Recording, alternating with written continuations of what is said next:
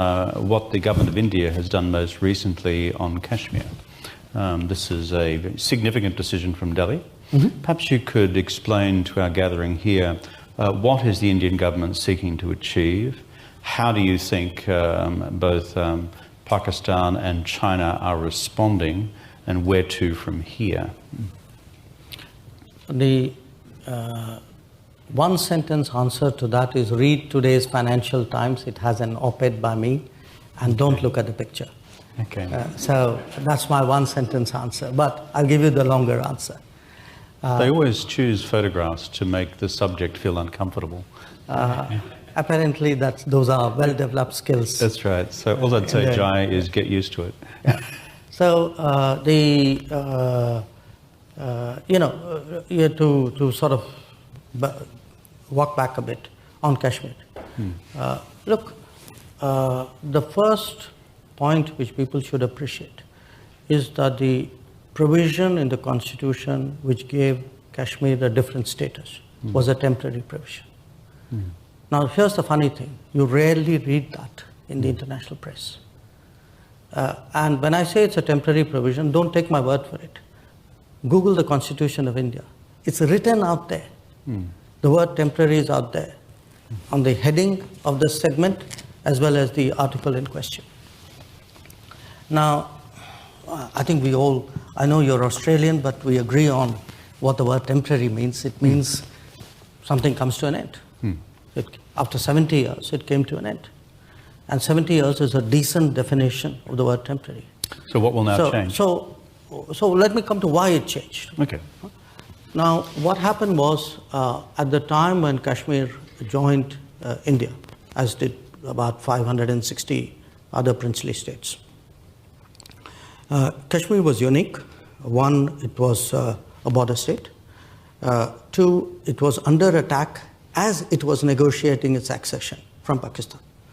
So the sense in the Constituent Assembly was that we need to, cut them some slack, give them some more different terms. In and the give Indian them, Constituent Assembly of 1947-48. Yes, right. In which, by the way, the Kashmiri representatives joined in. So the sense was that, okay, these guys are coming under different circumstances. So let's give them, in a sense, a different terms for alignment, give them more time and space to do that.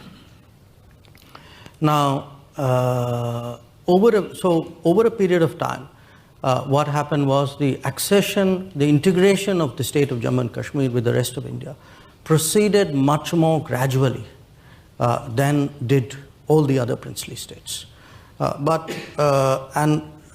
It came through a series of presidential orders which were provided for by this temporary provision. So there are in the last 70 years about 54 of these presidential orders. Now, in the around late 80s, as the first Afghan war came to an end, we saw a spiking of terrorism in Kashmir, cross-border terrorism, people coming from across the line of control. Now, they created a sort of intimidatory effect on the polity. And so the entire alignment process actually slowed down. So if you actually track those presidential proclamations, you get much more in the 50s, 60s, 70s, 80s than you do thereafter. Now, what did it mean on the ground?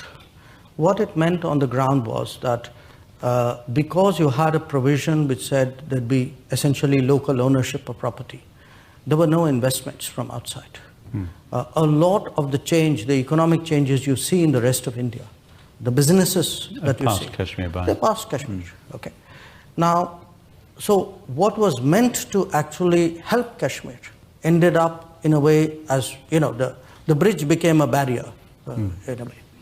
Now,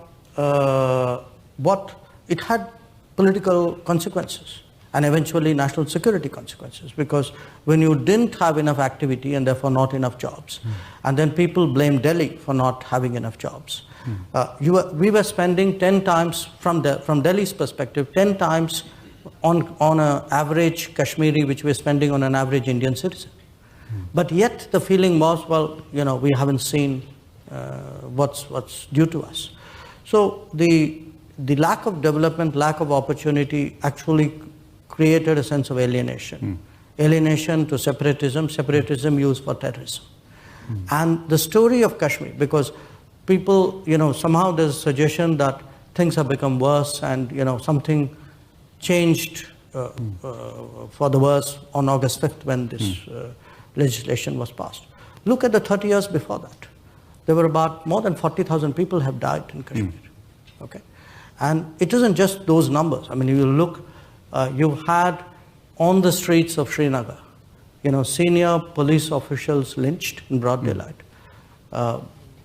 Eminent journalists killed. You've had military personnel going home on leave, pulled out of their homes and tortured and killed. That in a sense gave you a feel for the state of affairs before. Now, when there were also interesting socio-economic consequences.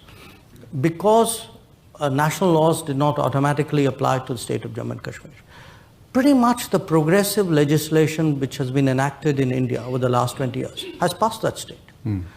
So it's still a state where women's property rights are less than men's. A state where, say, domestic violence laws don't apply, juvenile protection laws don't apply, right to work, right to education, right to information doesn't apply. The affirmative action programs that you had in the rest of India don't apply. So you actually have socially bypassed that state. You have economically disadvantaged that state. You've created a national security problem for yourself. You've created an integration challenge. So when we came back to power, I think there was a long, hard look at what are our options. And the options were either we do more of the same, knowing it doesn't work, or we do something different. So I think the choice was, okay, we will do something different. Now, when we did that something different, and something different, by the way, has no implications for the external boundaries of India. I mean, we are not, we are sort of reformatting this within our existing boundaries. It obviously drew a reaction from Pakistan. It drew a reaction from China. There were two very different reactions. I think for Pakistan, it was a country which has really created an entire industry of terrorism to deal with the Kashmir issue. I mean, in my view, it's actually bigger than Kashmir. I think they've created it for India, but let that pass for the moment. Who now see that investment of 70 years undercut if this policy succeeds. Okay, so theirs is, I think, today a reaction of anger, of frustration in many ways, because you've built an entire industry over a long period of time. What do you think they will do? They've said a lot, but what will they do? Yeah, but let me close out the China bit. I think the China bit, the Chinese, I think, misread what was happening there, which was they reacted to the fact that the state today constitutes 2 union territories. Now, I don't know why they believe that it impacted on them. I went a few days after the legislation to China and explained to them that, as far as they were concerned, nothing had changed. India's boundaries had not changed. The line of actual control had not changed. So that was a conversation we had with them. But obviously, the Pakistani sort of challenges of a very different order. In respect of what will they do, your question? Look, they have to accept, and this is not a Kashmir issue, it's a bigger issue than that. They have to accept that the model which they have built for themselves no longer works. That you cannot, in this day and age, conduct policy using terrorism as a legitimate instrument of statecraft. I think that's at the heart of the issue. So, I mean, we have no problem talking to Pakistan, but we have a problem talking to terroristan. And they have to be one and not be the other.